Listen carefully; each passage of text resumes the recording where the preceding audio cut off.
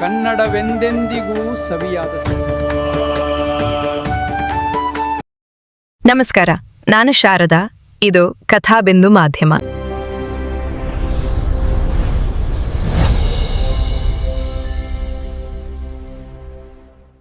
ಇಂದಿನ ವಿಶೇಷ ಕಾರ್ಯಕ್ರಮ ಬರಹ ಲೋಕ. ಕವನ ವಾಚನ ಮಾಡುತ್ತಿರುವವರು ರಮ್ಯಾ ರಘುಪತಿ. ನನ್ನ ಕವನದ ಶೀರ್ಷಿಕೆ ಜಗದ್ವಂದ್ಯ ಕೃಷ್ಣ. ವಿಜಯಿಯಾದ ಯುದ್ಧದಲ್ಲಿ ಶಸ್ತ್ರರಹಿತನಾಗಿ ಅಭಯವನ್ನಿತ್ತ ಪಾರ್ಥನಿಗೆ ಸಾರಥಿ ತಾನಾಗಿ ಜಗತ್ತನ್ನೇ ತನ್ನೊಳಗೆ ಅಡಗಿಸಿಟ್ಟಿದ್ದ ಜಗದ್ವಂದ್ಯ ರಾಗಭೋಗರಹಿತನಾಗಿ ಪೊರೆದ ಜಗವ ಅಚಿಂತ್ಯ. ಬೋಧಿಸಿದ ಗೀತೆಯನ್ನು ಅರ್ಜುನನಿಗೆ ದೇವನು, ಭೇದಿಸಿದನು ಬ್ರಹ್ಮಾಂಡಕ್ಕೆ ಕವಿದ ತಮವನ್ನು.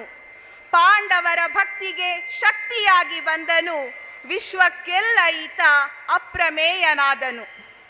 ಪಾಂಚಾಲಿಯ ಮೊರೆಗೆ ಅಕ್ಷಯ ವಸ್ತ್ರವನಿತ್ತನು, ವಂಚಕರ ಪಾಲಿಗೆ ಕಡುವೈರಿಯಾದನು.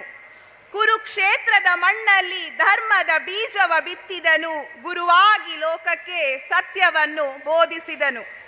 ಮತ್ತೆ ಬಾ ಶ್ರೀಕೃಷ್ಣ ಗೀತೆಯ ಸಾರ ಹಿಡಿದು, ಕಿತ್ತೊಗೆದು ಆಸೆಗಳ ಕಲುಷಿತ ಮನಗಳನ್ನು ತೊಳೆದು, ಪ್ರತಿ ಮನೆ ಮಂದಿರದಿ ಹರುಷದ ಹೊನಲು ಹರಿಸು, ಶಾಂತಿ ಕದಡುವ ಕ್ಷುದ್ರ ಶಕ್ತಿಗಳ ಕ್ಷಣದಲ್ಲಿ ಉರಿಸು.